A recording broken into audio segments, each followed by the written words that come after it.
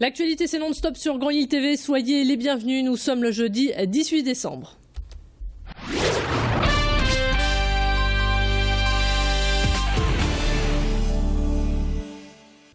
Et on démarre cette édition par une bonne nouvelle. Les deux jeunes nordistes disparus depuis plusieurs jours ont été retrouvés. Thomas Desbonnets, âgé de 21 ans, a été retrouvé dans un foyer des Pyrénées-Orientales. Il s'agissait d'une fugue dont les raisons restent encore inexpliquées. L'autre étudiant, Valentin Bruyé, disparu depuis une dizaine de jours, est rentré chez lui hier soir à Lillers. Là aussi, il s'agissait d'une fugue. L'actualité du jour, c'est aussi la colère des gens du voyage de l'aire d'Hélène-Ronchin. Ce sont principalement des femmes qui ont manifesté ce matin devant la communauté urbaine. Elles dénoncent un emplacement situé entre deux usines qui propagent de nombreuses particules de poussière, responsables selon elles de bronchiolite, mais aussi d'autres maladies respiratoires. Étant locataires de cet emplacement, elles réclament de meilleures conditions de vie. Je vous propose de les écouter. Les conditions de vie, en fait, c'est l'usine à béton qui est à côté, le passage régulier des bétonnières. En même temps, il y a une concasserie de cailloux qui s'est posée il y a 2 ans. Ça fait qu'on a toute la poussière, on a toutes les maladies qu'on peut avoir par rapport à ça. Nous, on demande aujourd'hui, avec notre manifestation, à LMCU de faire un projet pour un nouveau terrain pour nous déplacer. En fait, au niveau sanitaire, on paye un loyer de 300 € sur le terrain, on n'a pas d'APL, on n'a pas d'eau chaude, pas de chauffage, les locaux sont dégradés des fois. Pour nous, c'est plus possible. Au lendemain de la publication de la nouvelle carte de l'éducation prioritaire, la grogne de certains parents d'élèves se fait sentir, notamment à l'Homme où l'école d'Effrène-Minet sort du réseau de réussite scolaire. Résultat, des postes et des classes seront supprimés et le nombre d'élèves par classe va bondir. Pour sauver leur école et la qualité de l'enseignement, les parents et les enseignants ont donné de la voix ce matin et ont même déployé une grande banderole. Applicable dès la rentrée 2015, la directrice juge cette sortie injustifiée. Idil Gunaï et Fanny Bourdillon se sont rendus pour nous sur place. Les calculs ont été faussés parce que notre école recrute, la zone de recrutement de notre école se situe sur l'Homme, le quartier de l'Homme-Limitry et l'Homme-Bourg.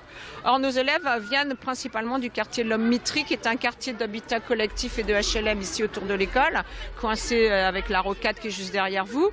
Et nos élèves ne viennent pas de l'Homme-Bourg. Les élèves qui habitent à l'Homme-Bourg vont principalement à l'école Lamartine, qui n'est pas en RRS, et à l'école privée, une école privée qui vient d'être reconstruite entièrement à côté de chez nous, à 500 mètres d'ici.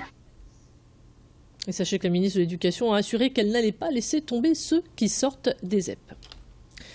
Les relations s'adoucissent entre Cuba et les États-Unis. L'embargo économique imposé par John Fitzgerald Kennedy en 1962 pourrait être remis en question. Les États-Unis vont rouvrir une ambassade à La Havane dans les mois à venir et Cuba devrait faire de même à Washington.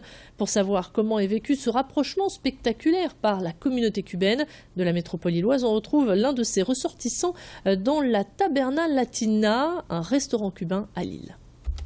De façon économique, il faut nous rentrer sur la banque mondiale. On ne peut pas rentrer sur la banque mondiale. À partir de l'embargo, on ne peut pas faire des affaires avec aucun banque d'aucun pays. On ne peut pas voyager librement pour n'importe où. Même les Américains ne peuvent pas voyager dans notre pays. Et ça serait un bon rapprochement, ça serait bien pour les deux pays. En basket, à présent, les filles de l'ESBVA terminent l'année en beauté. Les joueuses ont battu les Hongroises 82-59 hier soir au Palacium de Villeneuve d'Ascq. Les nordistes finissent premières de leur groupe en Eurocoupe. Elles accèdent ainsi au 8e de finale. 2015, l'année du basket, l'occasion pour nous de prendre de l'avance et de vous présenter un club nordiste qui soufflera l'année prochaine ses 50 bougies. Le club de basket de M forme de futurs champions, labellisé depuis plusieurs années. Il accueille régulièrement les enfants pour les initier à cette discipline. Hier avait lieu l'événement Kinder Plus Basket, l'occasion d'échanger et de découvrir les règles de ce sport collectif. Le président du club nous en dit plus au micro de Xavier Silly. Je pense que ça va faire 3-4 ans facilement que nous participons à cette initiative, à cette action. Et puis en même temps, comme elle est dotée aussi de friandises et tout autre, ça fait encore plus plaisir aux enfants de pouvoir participer à cette petite fête de Noël, quoi. Les enfants participent à toutes des petites actions de jeu. Comme étant donné, pendant toute l'année, ils font que des entraînements. Ils ont préféré cette fois-ci sur l'action de Noël de faire plutôt des petits matchs. Donc on fait toutes des petites actions de match. Et puis donc il y aura une collation après, un goûter avec toutes les dotations de Kinder, quoi.